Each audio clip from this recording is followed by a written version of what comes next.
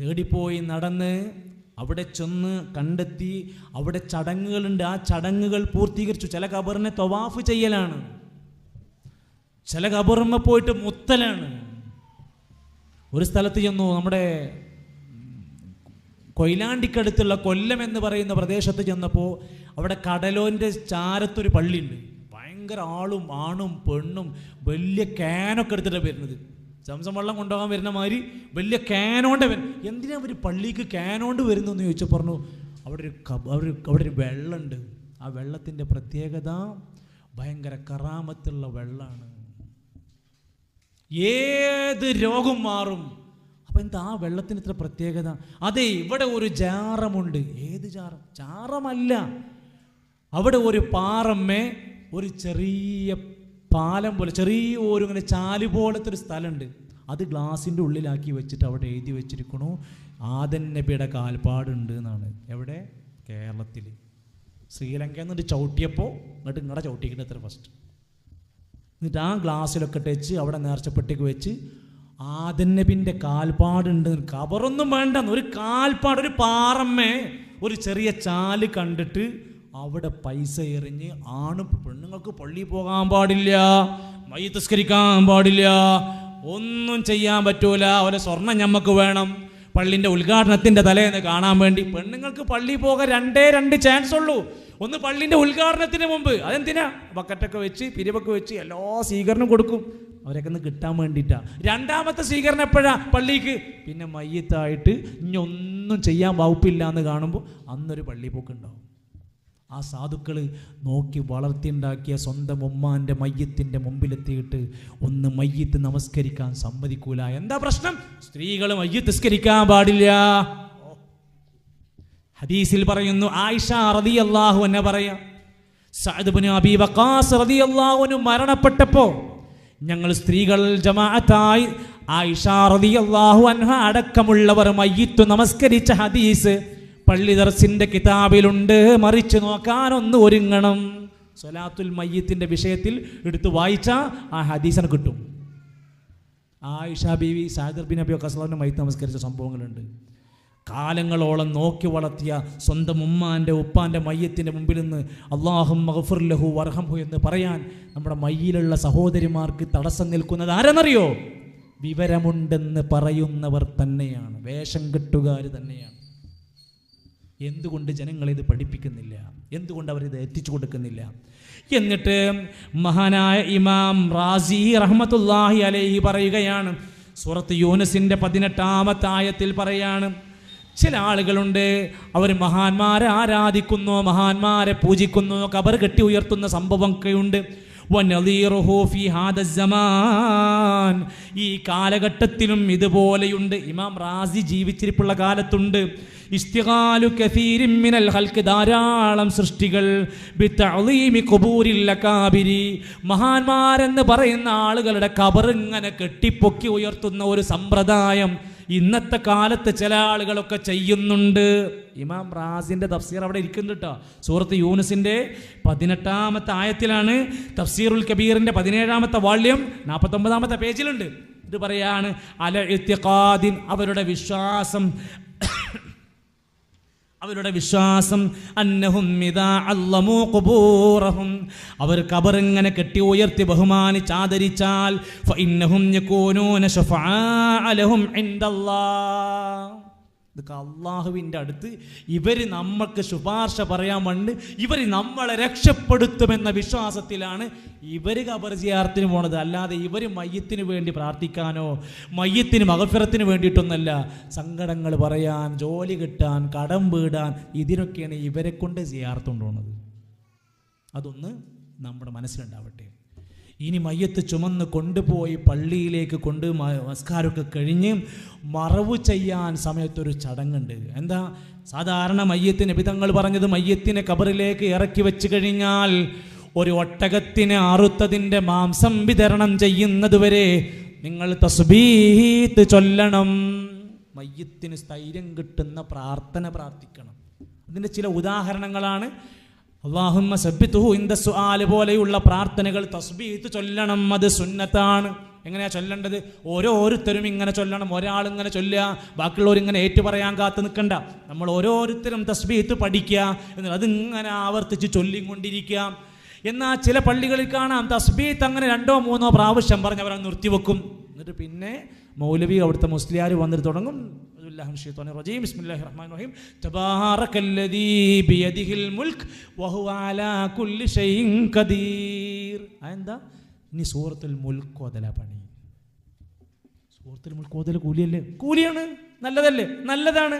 ഹദീസിൽ പറഞ്ഞു 30 ആയത്തുള്ളൊരു സൂറത്തുണ്ട്, അത് ഓതുന്നവൻ, പതിവാക്കുന്നവൻ ഖബറിൻ്റെ ശിക്ഷയിൽ നിന്ന് ഇളവ് ലഭിക്കപ്പെടുന്നവനാണ്. ഓതണം. മരിച്ച് ഖബർക്ക് ഇറക്കി വെക്കുമ്പോൾ ഒരാൾ വന്ന് പാടി തന്നോണ്ട് കാര്യമില്ല, നമ്മൾ ചെയ്യണം. പക്ഷേ ഇവിടെ എന്താ നടക്കുന്നത്? അദ്ദേഹം മരിച്ച് ഖബറിലേക്ക് ഇറക്കി വെച്ചപ്പോൾ നമ്മൾ അദ്ദേഹത്തിന് അങ്ങോട്ട് ഓതിക്കൊടുക്കുകയാണ്. ഈ സംഭവം നടക്കുന്ന മയ്യിത്തുകളുണ്ട്. ഇസ്ലാമിൽ അത് പഠിപ്പിച്ചിട്ടില്ല, സ്വഹാബത്തിനത് പരിചയമില്ല, പല സ്ഥലങ്ങളിൽ പല മഹല്ലുകളിലും അത് ഇല്ല തന്നെ. എന്നാൽ ചില ആളുകൾ അതിങ്ങനെ കൊണ്ടു നടക്കുന്നവരുണ്ട്. അതേ സമയത്ത് ധാരാളമായി തസ്ബീഹ് ഇങ്ങനെ ചൊല്ലാനാ പഠിപ്പിച്ചിരിക്കുന്നത്. അത് കഴിഞ്ഞ് ഖബറൊക്കെ മൂടിക്കഴിഞ്ഞാൽ പിന്നെ എന്താ പണി? തസ്ബീഹ് ചൊല്ലൽ തന്നെയാണ്, മയ്യത്തിന് വേണ്ടി പ്രാർത്ഥിക്കലാണ്. എന്നാൽ ചില നാടുകളിൽ കാണാം ആ ഖബറങ്ങ് മൂടുന്നതിൻ്റെ മുമ്പ് ഒരൽപ്പം മണ്ണെടുത്തുകൊണ്ട് ഇങ്ങനെ ഉരുള ഉണ്ടാക്കും. ഇവിടെ ഉണ്ടാ? ഇവിടെ അല്ലേ ഉണ്ടാവും.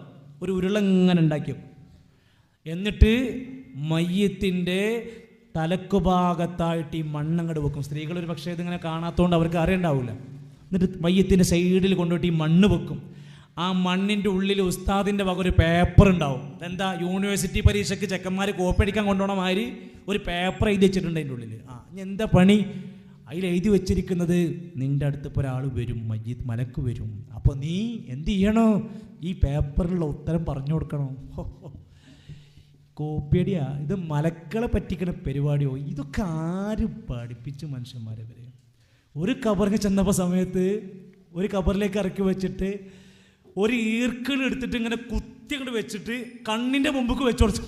തുറന്നാൽ കാണാൻ വേണ്ടിയിട്ട് ഒരു പേപ്പർ ഈർക്കിളുമ്പോൾ കണ്ണിൻ്റെ മുമ്പ് കൊണ്ടു വെച്ചിരിക്കുന്നു. ഇവരുടെ വിശ്വാസം എന്താണ്? ഇവരെന്താ പഠിച്ചിരിക്കുന്നത്? ഇത് കള്ളരും പോലീസും കളിക്കണ മാതിരി ഇങ്ങനെ തരികിട കളിച്ച് ജീവിച്ച് രക്ഷപ്പെടാമെന്ന് ഇവർ വിചാരിക്കുക.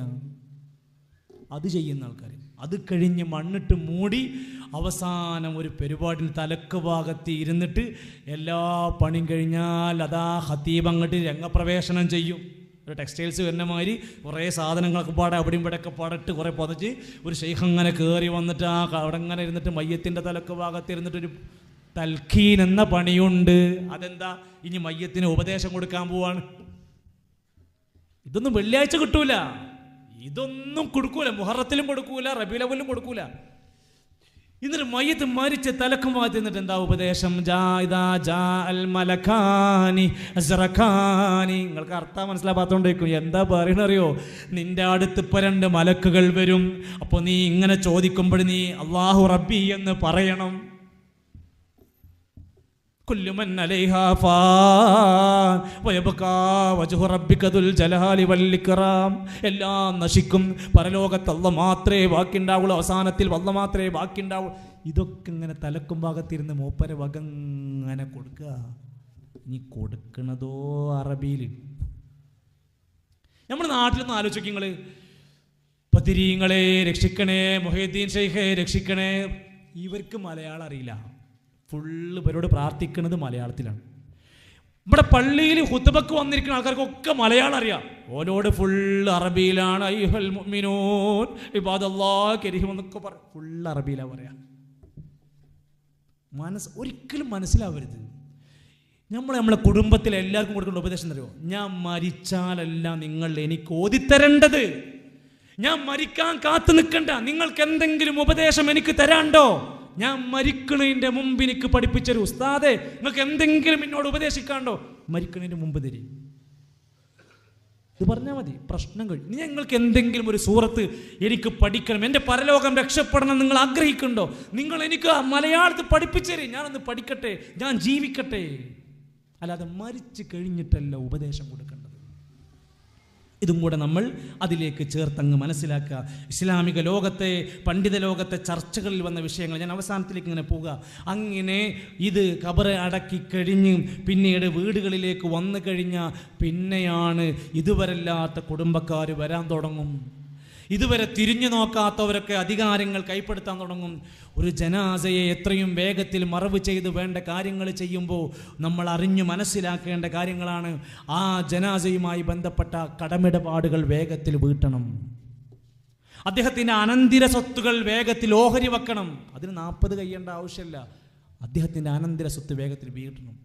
കടമിടപാട് വീട്ടിയാലേ ഖബറിൽ സുഖമായി ഉറങ്ങാൻ പറ്റൂ, ശിക്ഷകളിൽ നിന്ന് ഇളവ് ലഭിക്കപ്പെടുകയുള്ളൂ.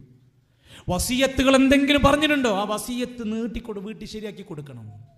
മയ്യത്തിന് നോമ്പ് ബാക്കിയുണ്ടോ, കുടുംബക്കാർ നോമ്പ് വേഗം വീട്ടാൻ നോക്കണം. ഇതൊന്നും ഉണ്ടൂല, തിന്നാൻ പറ്റുമെന്ന് മാത്രം നോക്കുള്ളൂ. നിങ്ങൾ എവിടെയെങ്കിലും കേട്ടിട്ടുണ്ടോ, അതെ ഒരാൾ മരിച്ചുകൊണ്ടോ 10-20 നോമ്പ് ബാക്കിയുണ്ട്, നമ്മളെല്ലാവരും നോക്കണം, നോറ്റ് വീട്ടണം, അത് ഉണ്ടൂല. നമുക്ക് എന്തെങ്കിലും തിന്നാൻ കിട്ടുമോ മാത്രം നോക്കുക. നോറ്റ് വീട്ടാളെ നോമ്പ് നോറ്റ് വീട്ടണം. ഹജ്ജ് ബാക്കിയുണ്ടോ, പൈസ ഉണ്ടോ, അദ്ദേഹത്തിൻ്റെ പൈസ എടുത്തിട്ട് ഹജ്ജിനൊരാൾ പകരം പോകണം. ഈ പറഞ്ഞ കാര്യങ്ങളൊക്കെ ചെയ്യണം. ഇതിനു പകരമായി അങ്ങ് ചടങ്ങ് തുടങ്ങാണ് 3-ന്റെ അന്ന് 7, 14, 40 ആണ്ട് വരെ കഴിക്കലാണ്. ആണ്ട് കഴിക്കൽ, നേർച്ച കഴിക്കൽ, നബിദിനം കഴിക്കൽ, ഈ കഴിക്കൽ അങ്ങോട്ട് നിർത്തിക്കളയും. ഇനി നിങ്ങൾ ഈ സംഭവം ഇങ്ങനെ മനസ്സിലാക്കി വെച്ച് നോക്കുക.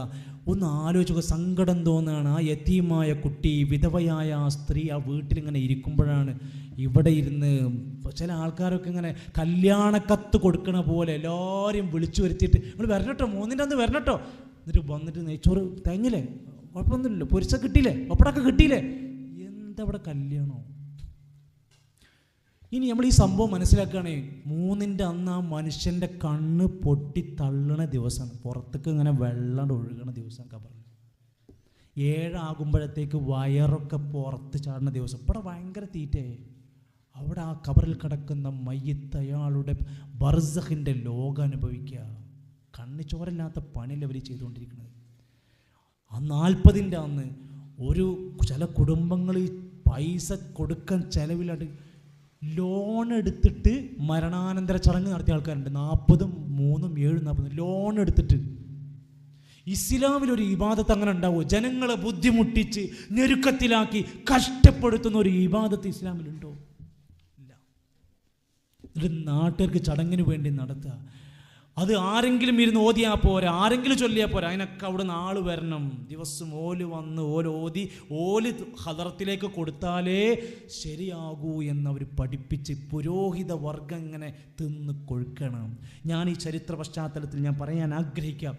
റസൂൽ കരീം സല്ലല്ലാഹു അലൈഹി വസല്ലമ 23 കൊല്ലം പ്രവാചകനായി ജീവിച്ചിട്ട് ഹംസ റളിയല്ലാഹു അൻഹുവിൻ്റെ മരണമുണ്ടായി. 3 ഉണ്ടായോ, 7 ഉണ്ടായോ, 14 ഉണ്ടായോ, 40 ഉണ്ടായോ? ഒരു തെളിവ് ഒന്ന് മതി. പ്രിയപ്പെട്ട ഭാര്യ ഖദീജ റളിയല്ലാഹു അൻഹ മരണപ്പെട്ടു. വിഷമത്തോടെ ഇരുട്ടിൽ ഇരുന്നു കൊണ്ട് പൊട്ടി നബി തങ്ങൾ തേങ്ങിക്കരഞ്ഞുപോയി. ആ പ്രവാചകൻ എത്രമാത്രം സ്നേഹിച്ചവരാണ്. അവിടെ ആ ചടങ്ങുണ്ടായതായി നിങ്ങൾക്ക് കാണാൻ കഴിയുമോ? പ്രിയപ്പെട്ട പുന്നാഹാര മക്കൾ നബി തങ്ങളെ വിട്ടുപിരിഞ്ഞു പോയി. റുഖിയ ബീവി മരണപ്പെട്ടു. ഉമ്മു കുൽസൂം റളിയല്ലാഹു അൻഹ മരണപ്പെട്ടു. സ്നേഹത്തോടെ എത്രയെത്ര മരണങ്ങൾ കണ്ടു. ഏതെങ്കിലും ഒരു ജനാസയുടെ പേരിൽ ഇത്തരം ചടങ്ങ് നടത്തിയതായ ചരിത്രം നിങ്ങൾക്ക് കാണാൻ കഴിയുമോ? അബൂബക്കർ റളിയല്ലാഹു അൻഹു മരണപ്പെട്ടിട്ട് ആയിഷ ബീവി നടത്തിയോ? ഉമർ റളിയല്ലാഹു അൻഹു മരണപ്പെട്ടു, ഉമർ അത്തിഖ ബീവി നടത്തിയോ? ഉസ്മാൻ റളിയല്ലാഹു അൻഹു മരണപ്പെട്ടു, മക്കൾ ആരെങ്കിലും നടത്തിയോ? എന്താ നടത്താത്തത്? ഇസ്ലാമിൽ ഇത് ഇല്ല. ഇത് എവിടുന്നാണ് തുടങ്ങിയത്? ഇത് മറ്റു മതസ്ഥരെ കണ്ടുപഠിച്ചുകൊണ്ട് അടുത്ത കാലങ്ങളിലായി ചെയ്യാൻ തുടങ്ങിയ ഇത്തരം പരിപാടികളിൽ നിന്ന് പ്രചരിക്കുകയാണ്. ശ്രദ്ധിച്ചോളൂ, ഇത് ദീനിലില്ലാത്തതാണ്. ഇനി അതുമാത്രമല്ല, ചില സ്ഥലങ്ങളിൽ അങ്ങ് ഒരു മരണം സംഭവിച്ചു കഴിഞ്ഞാൽ പെട്ടെന്ന് കുടുംബക്കാർ വാട്സപ്പ് ഗ്രൂപ്പ് ഉണ്ടാക്കും. എന്നിട്ടോ ഇതാ വല്യമ്മ മരിച്ചിരിക്കുന്നു, നമ്മളെല്ലാവരും വല്യമ്മക്ക് വേണ്ടി ഖത്മ് ചെയ്യണം. കണ്ടോ, ഇതുവരെ ആ മനുഷ്യന് അങ്ങനെ ഒരു ഓത്തും കാര്യങ്ങളൊന്നും ഉണ്ടായിരുന്നില്ല. ഇനിയിപ്പോൾ എല്ലാവരും ഓതാൻ പോവാണ്. ആർക്കാ ഓതുന്നത്?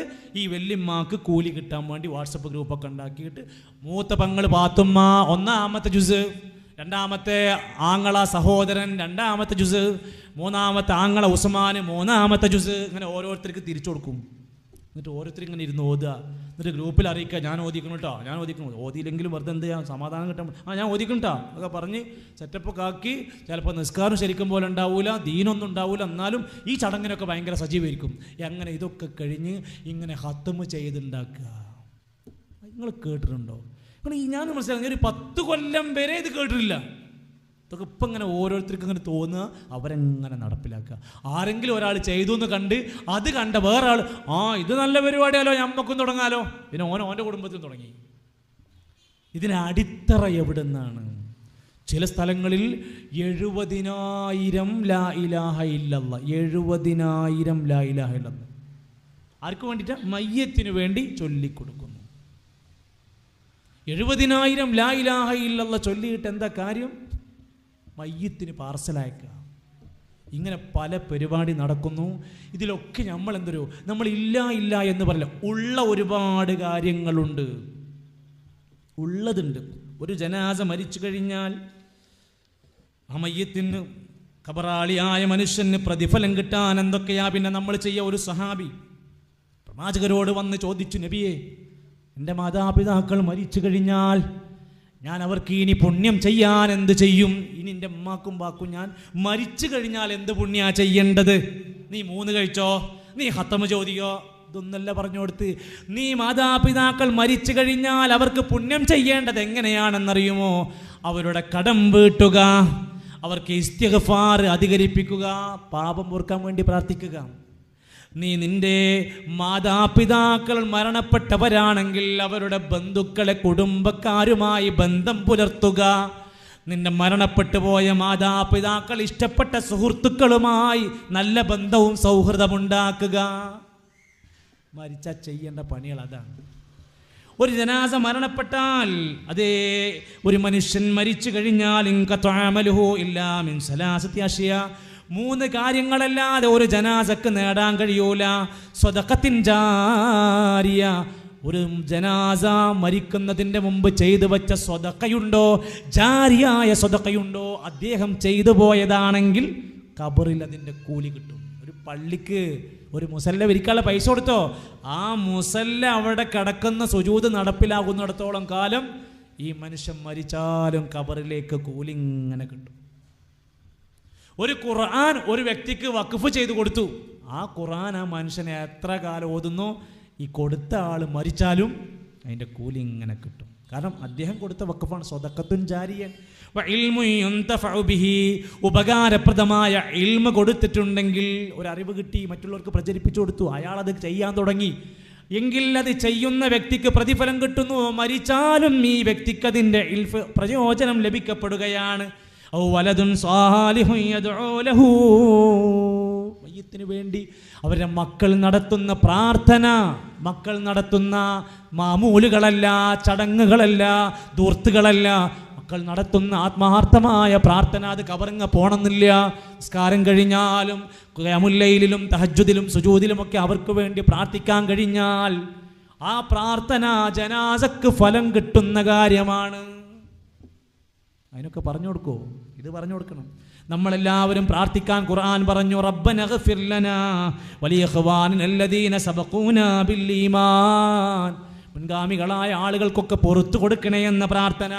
പിന്നെ നമ്മൾ ശ്രദ്ധിക്കണം, മയ്യത്തിന് പ്രതിഫലം കിട്ടാനുള്ള മറ്റൊരു മാർഗമാണ് നന്നായി ധാരാളം ആളുകൾ മയ്യത്ത് നമസ്കാരത്തിൽ പങ്കെടുക്കുക. നമ്മൾ 40-നൊക്കെ നല്ല ആളുണ്ടാവും, 3-ന്റെ അന്നൊക്കെ നല്ല ആളുണ്ടാവും. മയ്യത്ത് നിസ്കരിക്കാൻ എത്ര ആളുണ്ടാവും?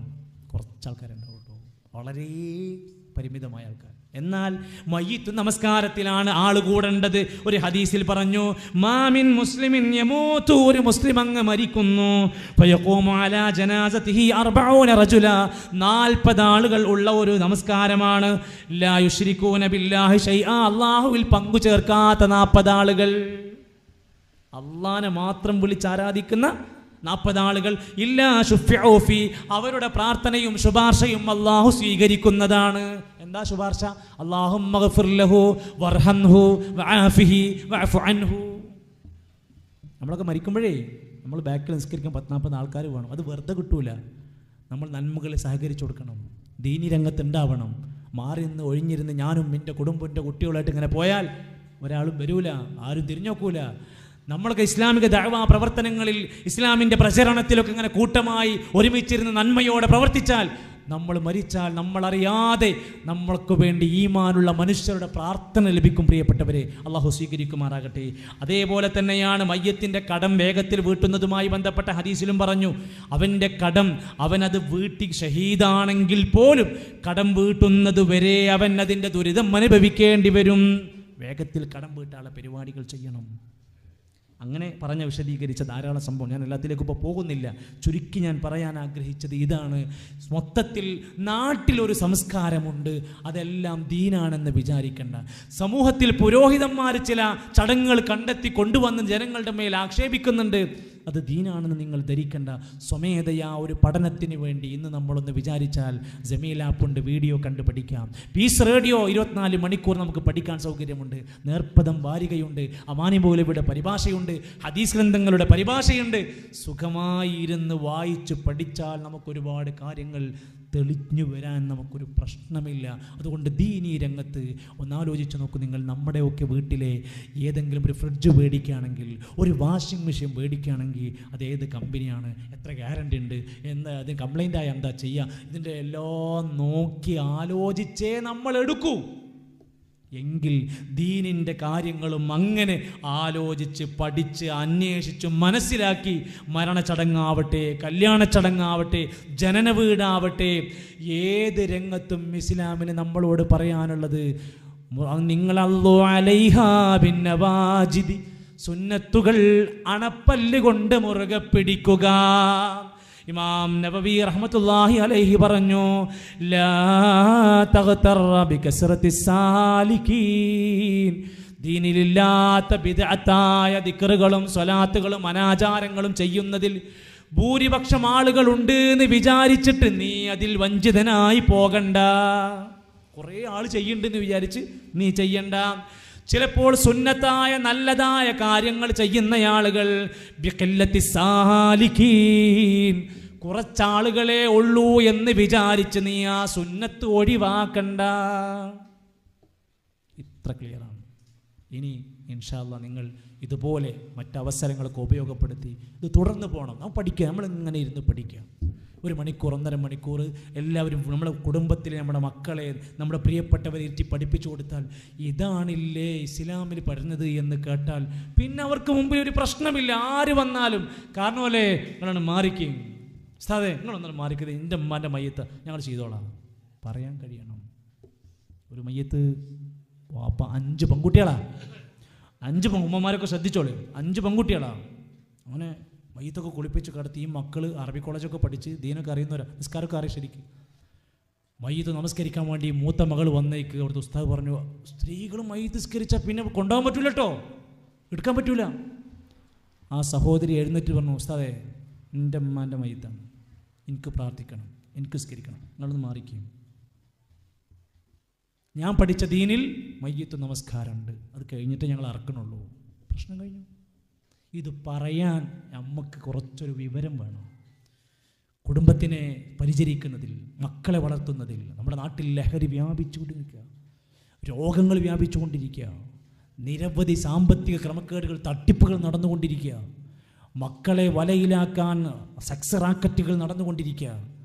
ഓരോരോ പ്രശ്നങ്ങൾ ഇങ്ങനെ പെരുകിക്കൊണ്ടിരിക്കുമ്പോൾ നമ്മളെന്താ വെറും കാഴ്ചക്കാരല്ല. നമ്മളെന്താ ചെയ്യേണ്ടത്? പഠിക്കാൻ ശ്രമിക്കുക, നല്ല നല്ല സന്ദേശങ്ങൾ കേൾക്കാൻ ശ്രമിക്കുക. സോഷ്യൽ മീഡിയയുടെ ചപ്പുചണ്ടി ചവറുകളായി നമ്മൾ മാറരുത്. മൊബൈൽ ഫോണുകൾ ദുരന്തത്തിലേക്കുള്ള വഴിയായി മാറരുത്. ഭാര്യയും ഭർത്താവുമായുള്ള ജീവിതം സന്തോഷകരമായ ജീവിതമാണ്. ഞാൻ മനസ്സ് അവസാനിപ്പിക്കാം. ഭർത്താവ് മരിച്ചതിന് ശേഷം ഭർത്താവിന് വേണ്ടി ഇരിക്കലല്ല സ്നേഹം. ജീവിച്ചിരിക്കുന്ന കാലത്ത് സ്നേഹിക്കാത്തവരെ മരിച്ചതിന് ശേഷമുള്ള കരച്ചിൽ അഭിനയം മാത്രമാണ്. പ്രിയപ്പെട്ട ഭാര്യമാരോട് നിങ്ങൾക്ക് സ്നേഹമുണ്ടെങ്കിൽ ജീവിച്ചിരിക്കുന്ന കാലത്ത് അവരെ സ്നേഹിച്ച് പാരി പുണരാൻ നിങ്ങൾക്ക് സാധിച്ചില്ലെങ്കിൽ മരണശേഷം അവളെപ്പറ്റിയുള്ള നിന്റെ പ്രശംസ നാടകമാണ്. സ്നേഹത്തോടെ മരണത്തിന് മുമ്പ് നല്ല കുടുംബജീവിതം തയ്യാറാവുക. മക്കളെ ചേർത്ത് പിടിക്കുക. നമ്മുടെ ജില്ലയിലാണ് തൊപ്പിയും കുപ്പിയും ഒക്കെ അങ്ങനെ പൊട്ടിപ്പുറപ്പെടുന്നത്. മക്കൾ നമ്മുടെ ശരീരത്തിൻ്റെ ചൂടും കിട്ടി വളരണം. അവരെ പ്രായമറിഞ്ഞ് പെരുമാറണം, സ്നേഹത്തോടെ ചേർത്ത് പിടിക്കണം. അവർക്ക് ഉള്ളു തുറന്ന് സുഹൃത്തിനോട് സംസാരിക്കാൻ പറ്റുന്ന പോലെ നമ്മളോട് സംസാരിക്കാൻ ചാൻസ് ഉണ്ടാക്കണം.